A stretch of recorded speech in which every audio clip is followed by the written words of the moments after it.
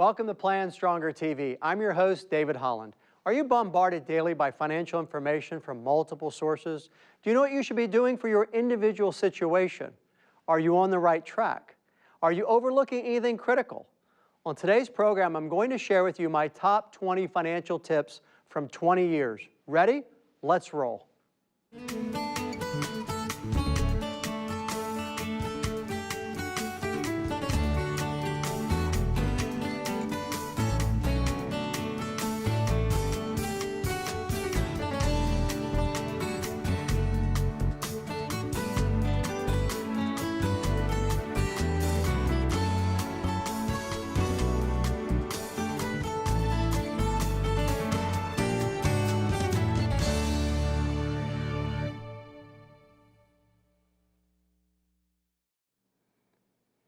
Welcome back. So, top 20 tips from 20 years.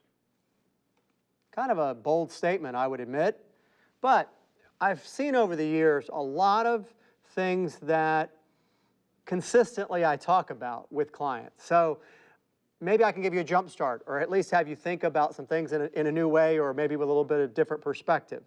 And I'll go through my top 20 quickly. And of course, I'll give you a couple little quick caveats.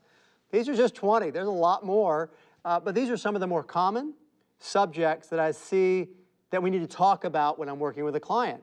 People that are retired or approaching retirement, have retirement on the brain, but at the same time, a lot of what I'm going to share with you today is also very relevant for people who are on the very front end of their careers, on the front end of life. They're graduating college and they're thinking about what to do and where to start. So let me go through these, and I'll hit them as quickly as I can and try to get to all 20.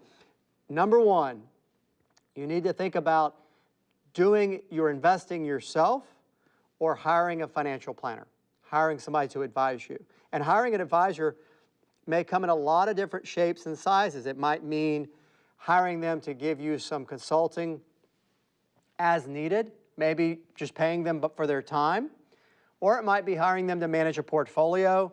It might be asking them to get a product or financial service for you. But one of the first questions that everybody needs to ask or think about is, are you going to manage your money yourself, or do it, or have somebody else do it for you? You know, if you've been investing, say, for example, in your company 401k, let's say you're in your late 50s, early 60s, you're getting to what we call that red zone, that period of time before you retire, kind of those years leading up to, which are really important.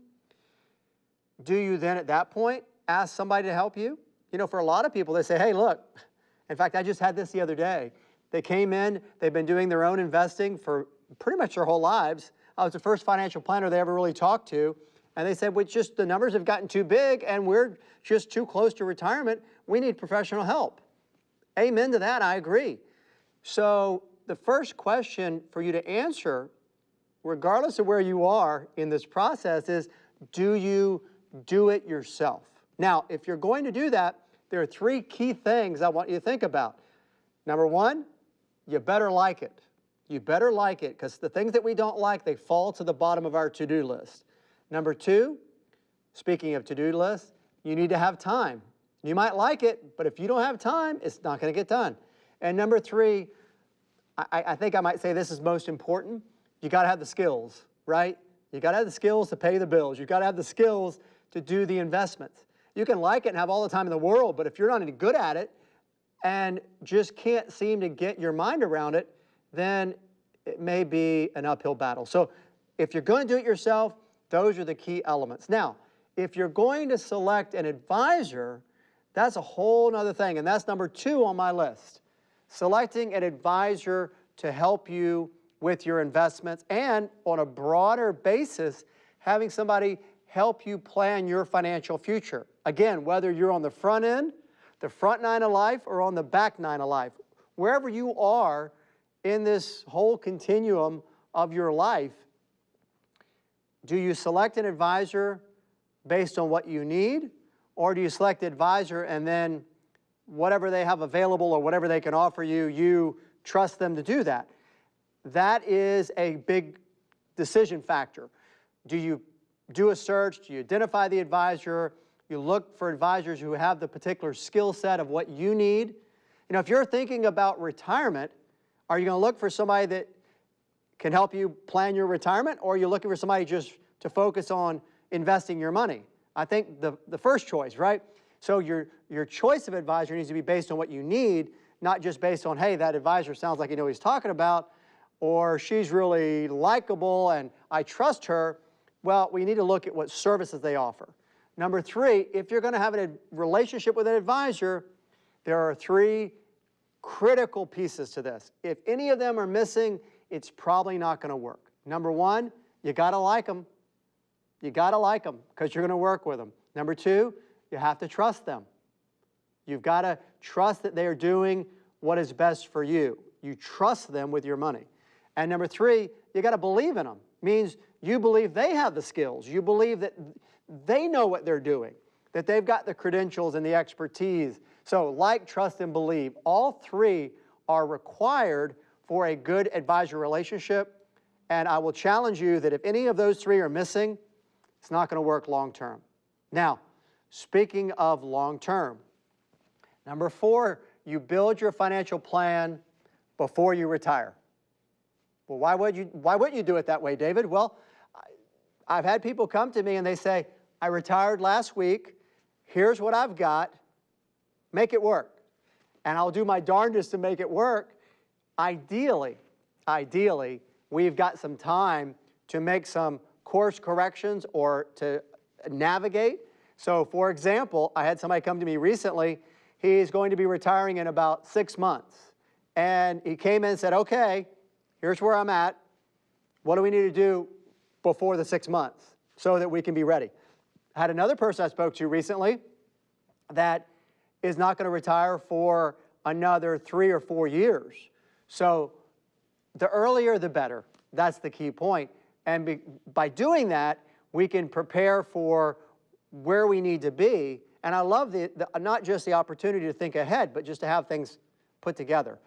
Number 5 on the list.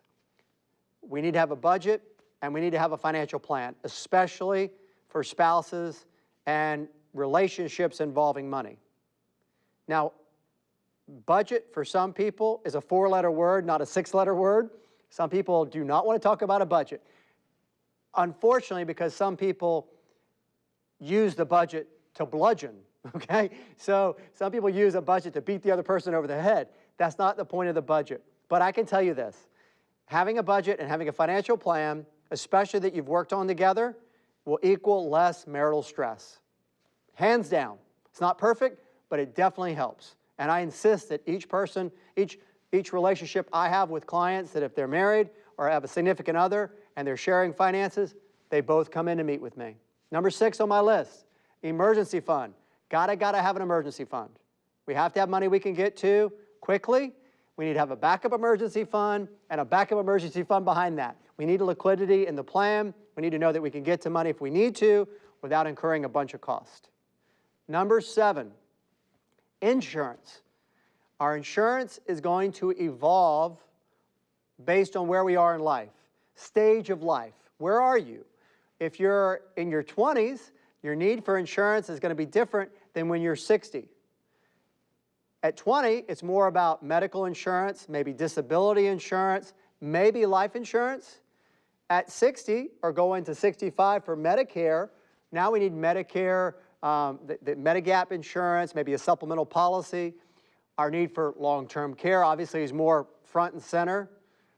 So our insurances will change. Your consideration is that as you go through these stages, that your insurance is appropriately adjusted. The emphasis or the priorities will change. Next up is pay off high-interest debt. If you've got a credit card, for example, and you're paying 8% interest, and you ask me about investing, I'm going to say we're going to pay off the interest for that credit card first. Paying off a high-interest credit card is the same as earning that money, okay, in effect. That's the way I look at it. So you want to pay off high-interest debt before, you want to pay off a certain cost before you bet on uncertain investments by going into the market. Next up, plan for home debt. You say, well, didn't we just talk about debt, David? Well, yes, but home debt's a little different. Home debt typically is not as high of an interest rate, and you also, depending on your tax situation, may be able to deduct the interest on your home. Now, it's a little more involved because it's not simply recognizing something that's a high interest payment. It's also looking at your home as maybe a nest egg. It might also be looking at your home as something you're going to live in the rest of your life. You may only have a temporary relationship with that credit card. So there's no crime in entering retirement with debt. There's no crime in having home debt. You know, now if you listen to the financial industry, sometimes you'll hear some, I don't know, it seems a little bit like propaganda is not the right word. I don't know, condescending or a little bit negative, like, oh my gosh, you're retiring and you still have a mortgage on your home. Yeah, so what? Okay, I've got a mortgage on my home. The thing is that you need to be able to manage your overhead. That's really what's important, not whether you have a debt on your home. If you can pay it off, great. There might be a way to pay it off over a period of time. It depends on what kind of money you have. Is it an IRA? Is it regular money? And it might be that you decide that you want to pay it off over a period of time. You might decide to refinance. You know, if you have the proper credit and income and assets, you may be able to refinance and have a much lower payment and just say, look, I'm going to live with it. I have a mortgage on my house. I'm always going to have one for the rest of my life. Again, so what? If that's what makes sense for you, you can do that. Reverse mortgage. I think reverse mortgages should be considered as part of an overall plan. If you enter retirement with debt, you can refinance that on your house and have that overhead not weigh on you so much. You still have to pay your taxes and insurance. Number 10, ready? Assess risk as retirement approaches. The time to adjust your risk is when you are approaching retirement. You want to start downshifting and reduce the overall risk level unless there's something unusual about your situation, okay? So that's an essential part of preparing for retirement. Number 11, for your investment portfolio, large, small, IRA, regular account, all of them need to have certain characteristics. Number 1, needs to be flexible. Your portfolio needs to be flexible. It needs to be liquid. You need to be able to adjust it. It needs to be diversified. I'm sure you've heard me say that once or twice. And it needs to be low cost. All 4 of those are important parts of a good portfolio. They're not the only considerations, but that's true whether it's an IRA or regular money. Okay, so essential to have that. Number 12, when you get to retirement, and even before you get to retirement, you prepare part of your assets to be stable so that you can draw on them for income. You know, all of the talk I just shared about an investment portfolio, that's for what's going to remain invested. Stocks, bonds, mutual funds, all of that. But you also need to move some of your money, preferably before you retire or even after you're in retirement, into a stable investment or types of financial products where you can draw income without having to take it out of something that's going up and down. Number 13, optimize and personalize your Social Security choices. Social Security, there are a lot of different choices on how to take it. I'll just tell you quickly that you have to personalize and go for what makes sense in your situation. There are different strategies that make sense for different situations. You have to personalize it. Number 14, get your income in retirement from various types of accounts so that you can minimize or at least reduce your taxes. What do I mean by that? IRA, investment account, brokerage account, Roth IRA, money sitting in a bank account. You might draw from some of them or all of them or only certain ones depending on what's going on with taxes and also how each of them have performed. Having multiple pots to pull on will give you more flexibility in managing your taxes. There's no obligation to pay the most in taxes. You are legally allowed to minimize your tax. Number 15, monitor your investments. You can hire somebody to manage your money, but you ultimately are in charge of your money. Delegate, but don't abdicate, okay? And remain involved. And that brings me to number 16. Remain vigilant about your finances to avoid scams. Pay attention. You get your monthly statement, read it. It'll take you a few minutes. okay? Cup of coffee, glass of wine, whatever you prefer, review your statements and know what's going on, and be very careful of anybody offering anything that they're not willing to put in writing. All right, next up, number 17, get personalized legal advice and document preparation. I'm not an attorney, but I've done financial work and financial planning for a good number of years now. I still look to the attorneys very often to give me advice on how to do something in particular. Well worth the time and money to get advice from an attorney for your estate planning. The laws vary by state. Consult an attorney in your state that is familiar with the subject matter at hand. Number 18, leverage or consider trust for your individual situation. Trust can be a very powerful tool for achieving your financial legacy. Consider them, talk to your attorney about them and whether they make sense as part of your situation. And number 19 on estate planning. Whatever you decide to do with your estate plans, will, trust, particular documents, who gets what when, talk to your family so they're not surprised, especially if you're going to ask them to fulfill a role in that estate plan. If somebody's going to be your executor, your personal representative, let them know ahead of time and have them understand generally what your estate is all about. They don't have to know all the details, but give them a general idea. And number 20, implement the first 19. The first 19 things I just told you are only good if you actually do something about it. That sounds good, David. No, implement it. Take action. Look at these things and consider them for your situation. And that is my top 20 tips from 20 years. Go get them.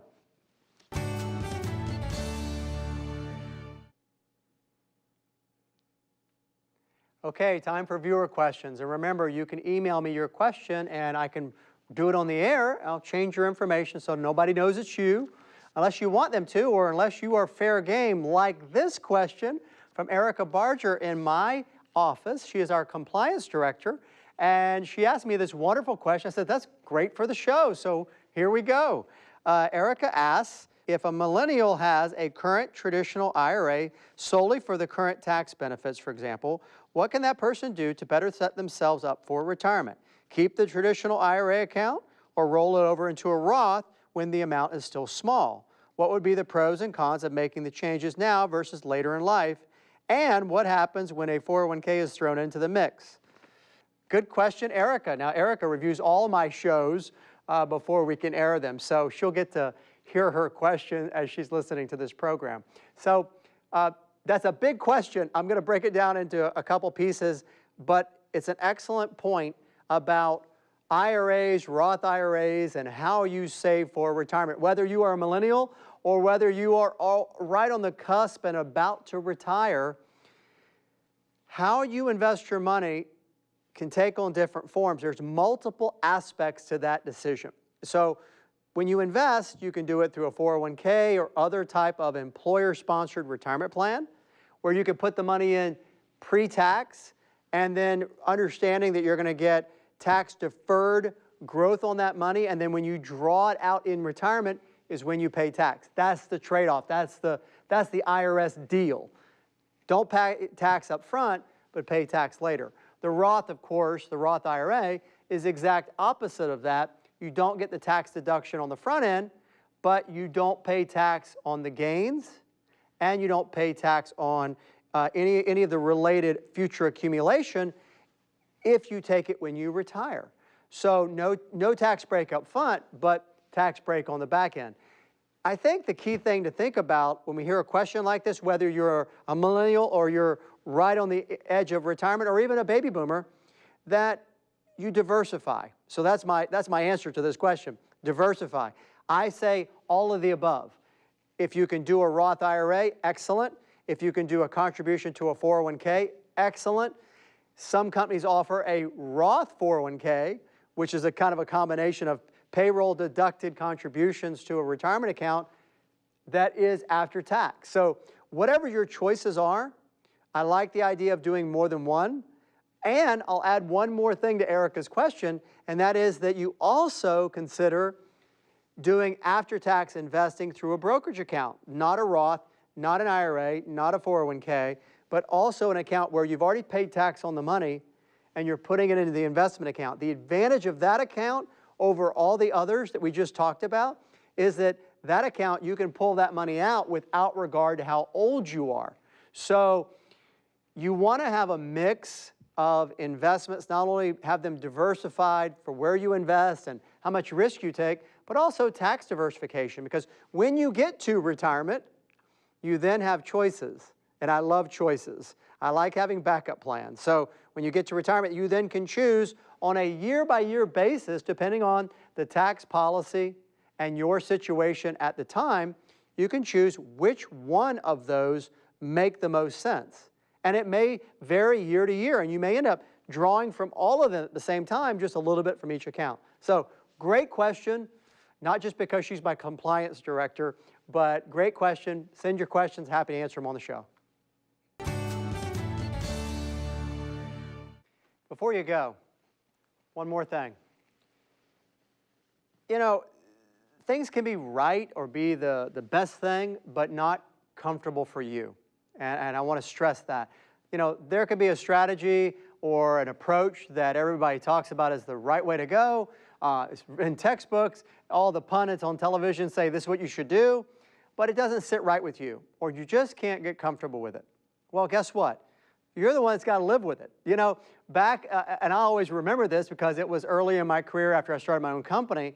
I was a few years in, and 2000, 2001, and 2002 hit. So a lot of the commentary and what was going on, you know, in the late 90s, that's very, during my formative period, if you will. So I remember that very well. And I remember, you know, people, especially some of the talking heads on television, talking about investing and, you know, look, you got to be doing this and you got to be doing that. And if you don't, you're a dummy or you're just a scaredy cat.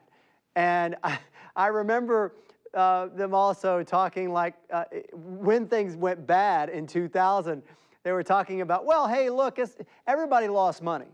So, you know, get over it. Well, wait a minute.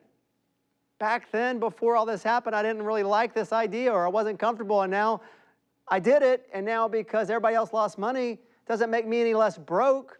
So, you know, that kind of stuff bugs me, you can tell. You need to do what's best for you and what you're comfortable with. If you're not comfortable with something, don't do it. If being in the market makes you uncomfortable, don't do it. There are a lot of other choices, a lot of other ways to do what's going to work for you financially. You know, there's more than one way to skin the cat. There's more than one way to get the things that you need in place for your financial future. So when we look at this, this is your 2-minute warning. The 2-minute warning. That means I have to change subjects. One more thing, I've got a warning for you. And it's perfect with what I was just talking about. Celebrity advisors don't provide individualized advice. If you watch television, you watch a TV show, financial show, or you listen to a radio program, or even a column in the paper, or article, or blog, or whatever's out there, all of that is general advice. And a large percentage of that is entertainment. So just because the person says, you know, you should do this or that, they're not providing you individual advice. And I'll give you an example. Some of it's provocative. Some of it I think is, how do I say this nicely, not well thought out or uninformed. There we go. That's what I was looking for, uninformed. One time I was listening to one of these celebrity advisors talking about different subjects. And in one segment of their show, I'm not kidding you, in one segment of their show, they were talking about annuities and how they weren't a good idea. And then the next segment of the show, they switched to talking about diapers and how to save money on diapers. Now, I promise you on this program, I'm never going to juxtapose a conversation about diapers and annuities. I don't know anything about diapers. It's been too long since my kids were in diapers. I don't know what the best diapers are today, and I don't know how to save money on diapers. I can talk to you about annuities and whether they make sense for your individual situation, but only if I talk to you in person and know what's going on.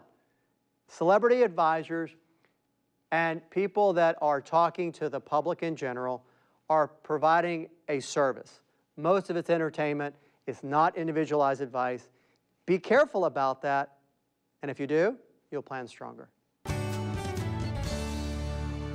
If you would like more information about the topics and our guests featured in this series, please visit our website at PlanStrongerTV.com. Also, if you have a question you would like David to answer, please send it to questions@PlanStrongerTV.com.